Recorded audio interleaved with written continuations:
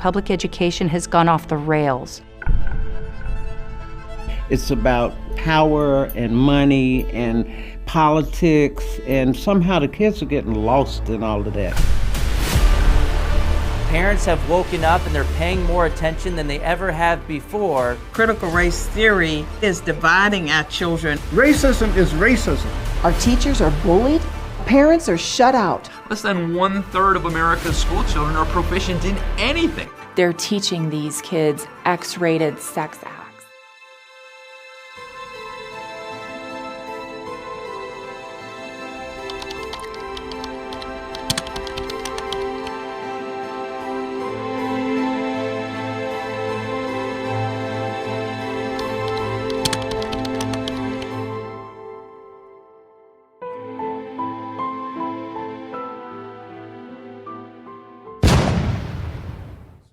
And we're committed to advancing transgender equality in the classroom, on the playing field, at work, in our military, simply everywhere.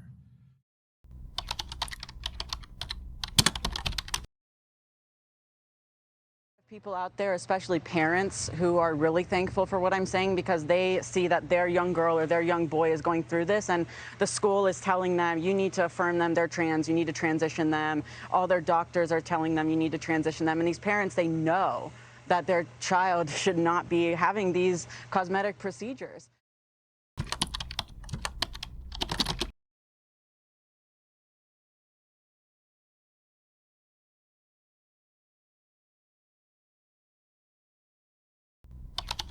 Sometimes young people will experience sexual pleasure and relieve stress and sexual tension by touching their genitals. That's called masturbation. It's very common for boys and girls. It's normal if you do it, and it's normal if you don't, and should always be done in private. Despite what you may have heard, masturbation cannot hurt your body physically. Endocrinologists specialize in hormones, and they are the most likely to prescribe puberty blockers for someone who wants them. Puberty blockers are medications that will stop your body from changing. They are usually given as an injection or an implant. They block the production of hormones to stop or delay the physical changes of puberty. The effects of the medication are only temporary, so if a person stops using puberty blockers, the physical changes of puberty will begin again.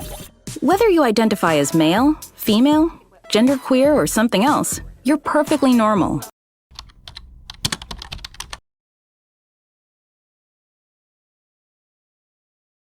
The NCAA championship ended up very close for second, with Wyatt taking it ahead of a late charge from Erica Sullivan in third.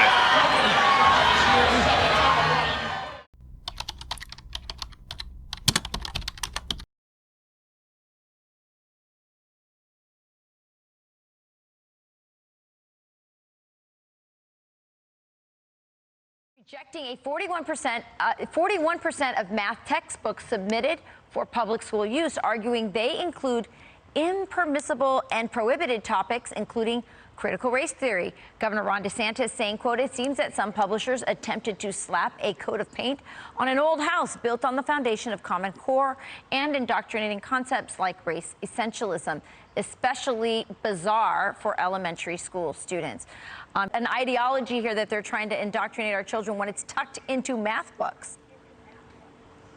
Indeed, Rachel, and good morning. And you're right. What we've seen is obviously a systematic attempt by these publishers to infiltrate our children's education by embedding topics such as critical race theory, things that have nothing to do with math. So Governor DeSantis obviously embarked on this journey to make sure our kids could be prepared for success. He wanted to focus on reading, writing, math, civics, to make sure that they're not only prepared for student success, but also to be good citizens.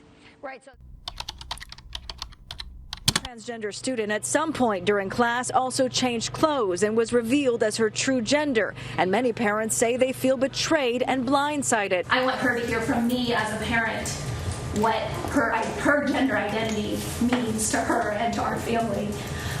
Not from a book that may be controversial. My daughter went home crying, shaking, so afraid that she could turn into a boy. The issue was not on the agenda, so parents spoke out during Monday night's public comment. It's really about the parents being informed and involved and, giving us the choice and the rights about, what's getting introduced to our kids. Low crowd. Parents giving Forsyth County School Board members an earful. If you have materials that you're providing where it says if you were born a white male, you were born an oppressor, you are abusing our children. One speaker after another accused board members of introducing so-called critical race theory about whites, blacks, and U.S. history into the classrooms. Parents saying that CRT is now indoctrinating students, disguised in the school system's initiatives on diversity, equity, and inclusion, or DEI. The DEI program is a Trojan horse that will bring in a slippery slope. A slippery slope that will ultimately end in critical race theory, white repentance, and the McDonaldization of America's students. Please get back to just teaching our children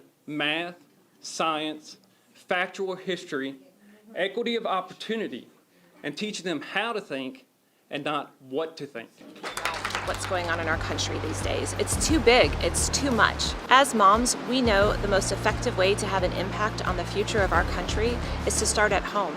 It's to start with education. It's to start local. We launched Moms for Liberty because we saw parents that didn't have a voice in the education system. We started with just 2 chapters here in Florida, in our communities, and within a matter of 5 months, we've grown to over 30 chapters in 18 states, 15,000 members.